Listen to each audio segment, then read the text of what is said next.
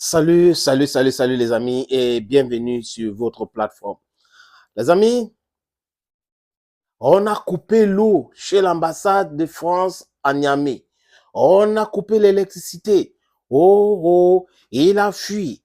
Il serait dans la base militaire française. Il est ceci, il est cela. Les amis, les indiscrétions disent que ce monsieur aurait fui le Niger avant dimanche. Ce sont les indiscrétions qui disent cela. Donc, cette vocifération d'Emmanuel Macron et Koulouna, peut-être ça ne sert même à rien. C'est le laisse-bruf.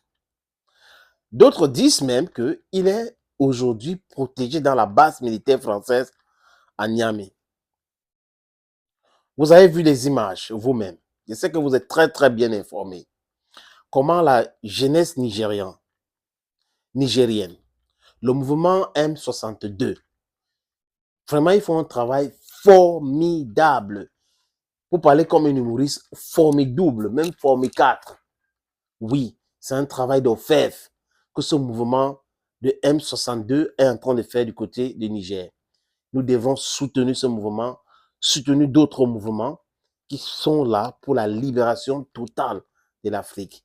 Nous voulons notre indépendance totale, économique, monétaire, euh, éducative, médiatique. C'est très important. Nous devons nous libérer de l'influence néfaste des Occidentaux. Surtout cette France méchante, cette France criminelle, cette France qui piétine même les Français, cette France officielle. Je parle bien de cette France officielle. C'est cette France-là que nous condamnons. Nous condamnons la politique que mène cette France en Afrique. Cette France-là est très dangereuse pour l'épanouissement des Africaines et l'Afrique. Cette France est pour le sous-développement de l'Afrique. Et c'est cette France-là que nous condamnons, chers amis, chers peuples africains. Les amis, euh, on a coupé l'eau, on a coupé l'électricité et on a bloqué. Le staff n'arrive pas à entrer dans les bureaux. Mais c'est clair, on vous a demandé de partir, il faut partir. Et la population a décidé d'en découdre. Et dans quelques jours, l'ultimatum sur la fermeture des bases militaires françaises à Niamey arrive à son terme, cet ultimatum-là.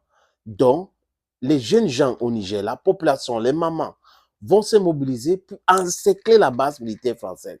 En plein capital d'un pays, il y a une base militaire française. Vous comprenez ce que ça veut dire?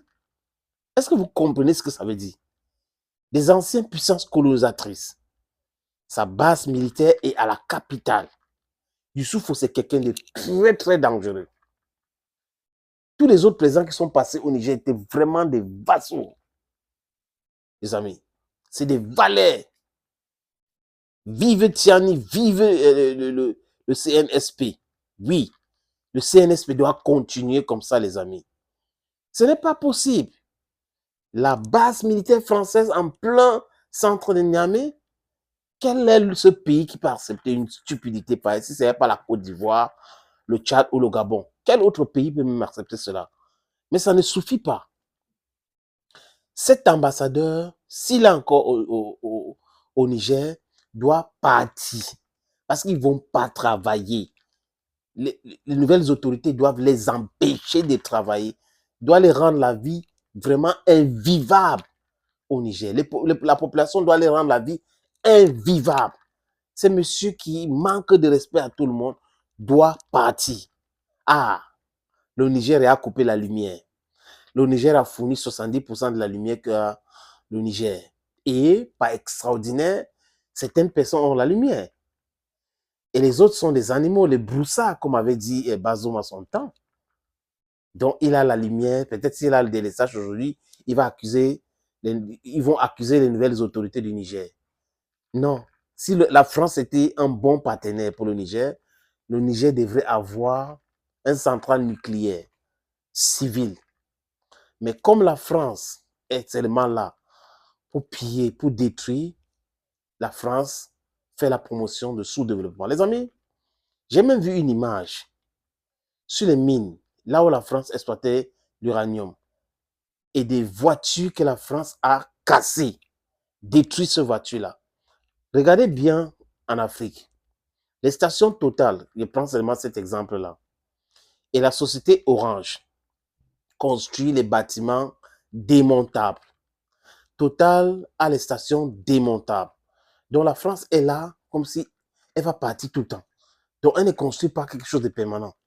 Donc elle est là, tu vois, comme un bandit et tout ça. Vous, si vous essayez un truc, on va détruire avant de partir. Regardez des gens qui parlent d'humanisme. Regardez des gens qui parlent de partenariat. Regardez les gens qui disent qu'ils sont sincères. Ça, c'est la pure méchanceté. Et nous, en Afrique, nous au Niger, nous partout dans ce continent, notre pays, l'Afrique, on a compris ce message. Toute cette manipulation des médias, de mensonges qui racontent en longueur de journée, on a coupé l'eau, on a coupé ceci, on s'en fout. Est-ce que vous savez que la majorité du peuple nigérien n'a pas l'eau potable? Est-ce que vous savez qu'il n'y a pas l'électricité au Niger? Donc s'il n'y a pas l'électricité à l'ambassade de France, ce n'est pas un problème. Ce n'est pas un problème. S'il n'y a pas l'électricité là-bas, ce n'est pas un problème. S'il n'y a pas l'eau là-bas, ce n'est pas un problème. Ils peuvent acheter de l'eau minérale, ce n'est pas un problème. Donc, Seigneur Jésus-Christ. Les amis, let me just stop here. Thank you for watching this other video. God bless you and bye-bye for now.